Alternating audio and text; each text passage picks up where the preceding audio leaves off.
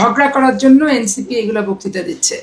তার কারণ হচ্ছে যে শাপলা হচ্ছে জাতীয় প্রতীক, শুধু না, জাতীয় লোগো, বিডিআরের লোগো, আর্মির লোগো, স্পিকারের লোগো, রাষ্ট্রপতির লোগো এবং গণপ্রজাতন্ত্রী বাংলাদেশ সরকারের লোগো হচ্ছে শাপলা।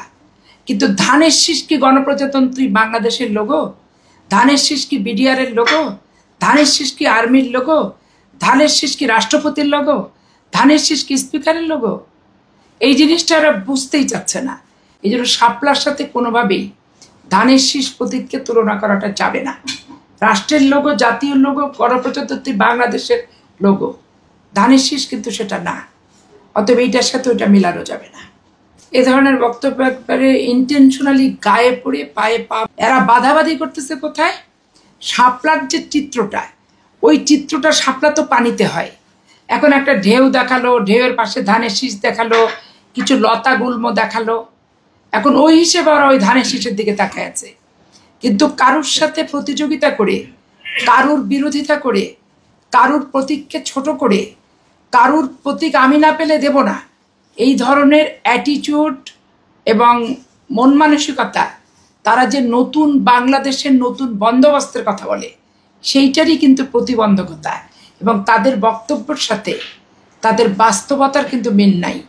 নতুন বাংলাদেশের বন্দোবস্তের প্রতিহিংসাটা পরিত্যাগ করতে হবে, রাজনৈতিক সহমত জাতীয় ইস্যুতে থাকতে হবে এবং নিজেদের মন মানসিকতা, রুচিবোধের যে পায়ে পা লাগায় গণ্ডগোল করার প্রবণতা, এইটা তো অতীতের ইতিহাস।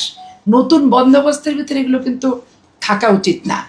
তো এই এনসিপির স্লোগান হচ্ছে নতুন বন্দোবস্ত, কিন্তু পুরানো বন্দোবস্তের চেয়েও নিকৃষ্ট অবস্থায় তারা বর্তমানে অবস্থান করছে এবং বিরোধিতাগুলোও ঠিক সেভাবেই করছে। দেখেন, আমার সবচেয়ে খারাপ যেটা লাগতেছে যে ওই বিগত আমলের সরকারও যেমন যেখানে যা হয়েছে, যত দুর্নীতি বলেন, করাপশন বলেন, অপকর্ম বলেন, সব জায়গায় বলছে সাবেক ছাত্র দল বিএনপির সাথে জড়িত ছিল, বিএনপির লোকজনের সাথে ঘোরাফেরা করত, এইভাবেই কিন্তু বক্তব্য বিবৃতিগুলো তারা দিয়েছে। কিন্তু এখনও দেখা যাচ্ছে যে তারা, যেমন আমি খোলামেলাই বলি, মিটফোর্ডের ঘটনা, এটা লোমহর্ষক, সভ্যতাকে কলঙ্কিত করে এবং হৃদয় বিদারক একটা ঘটনা।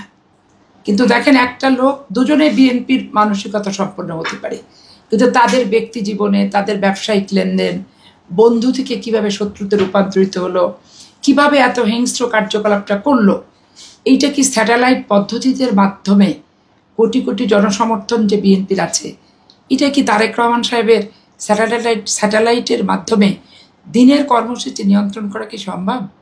কি এনসিপিরই কি সম্ভব? তারা যে সংগঠন করতে যাচ্ছে, 64টা জেলায় ট্যুর দিচ্ছে,